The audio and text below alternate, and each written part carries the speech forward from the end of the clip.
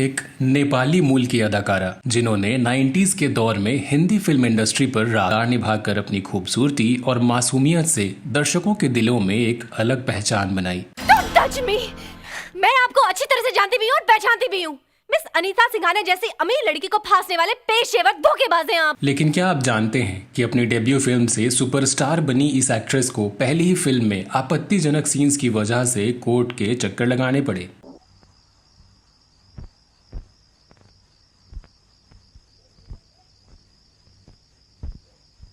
क्या आप मानेंगे कि खुद से 20 साल बड़े एक टॉप के एक्टर में प्यार में धोखा खाने के बाद ये शराब और नशे के लत में इस कदर डूब गईं कि इनका अर्श पर चल रहा फिल्मी करियर धराशायी हो गया।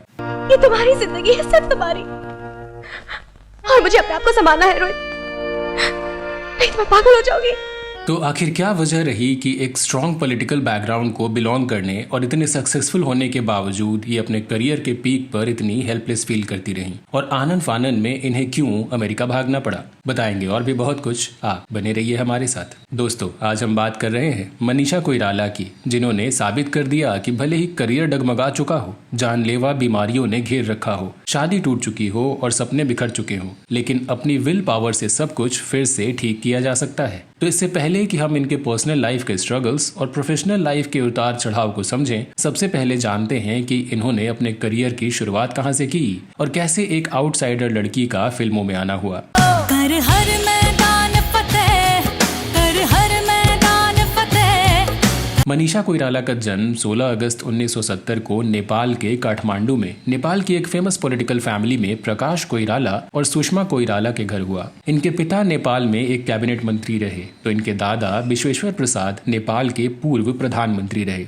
इनके भाई सिद्धार्थ कोइराला भी आगे चलकर बॉलीवुड में एक्टर बने, हालांकि उन्हें ज्यादा सफलता नहीं मिल सकी। बचपन में मनीषा अपनी नानी के पास भारत में रहीं। इनकी नानी वाराणसी में रहती थीं और वहीं से इनकी स्कूलिंग हुई, जिसके बाद आगे की पढ़ाई के लिए ये दिल्ली आ गईं। मनीषा ने अपने एक इंटरव्यू में बताया कि बचपन में ये एक डॉक्टर बनना चाहती थी, हालांकि इनकी किस्मत में कुछ और ही लिखा था। वहीं मनीषा के मामा, जो FTII से ग्रेजुएट थे, उन्होंने नेपाल में एक एड फिल्म की जो कि काफी पॉपुलर हुआ, और जब मनीषा ने वो एड फिल्म देखी तो ये भी इम्प्रेस हो गईं और फिल्मों में काम करने के लिए अपनी मामा से बात की। मामा ने इन्हें एक नेपाली फिल्म फेरी भटोला में काम करने का मौका दिला दिया, जिसे साल 1989 भूलकर बस एक्टिंग करना चाहती थी। लेकिन फिल्मों में काम करने के लिए अपनी पॉलिटिकल फैमिली को मनाना मनीषा के लिए काफी टफ होने वाला था। हालांकि इन्होंने अपनी फैमिली को मनाने के लिए सब्र रखा और अपने बर्थडे तक वेट किया और अपने पेरेंट्स से गिफ्ट मांगा कि मैं मुंबई जाना चाहती हूँ और बॉलीवुड में काम करना चाहती हूँ। तब इनकी माँ ने इनके मनाने पर हाँ कर दी, पर साथ ही इन्हें सिर्फ 1 हफ्ते का समय दिया और कहा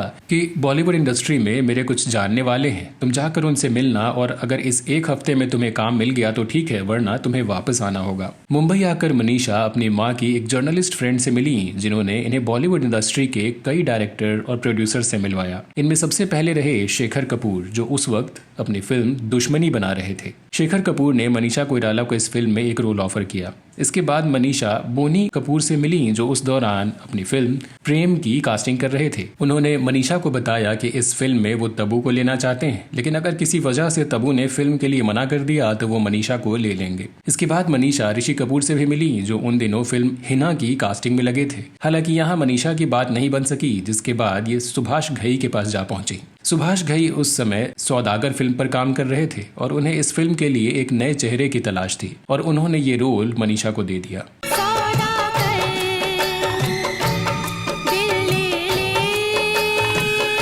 साल 1991 में आई इस फिल्म में मनीषा को अपनी पहली ही फिल्म में राजकुमार और दिलीप कुमार जैसे दिग्गज कलाकारों के साथ काम करने का मौका मिला। फिल्म सुपरहिट रही और रातों रात इनकी मासूमियत और खूबसूरती का हर कोई दीवाना हो गया।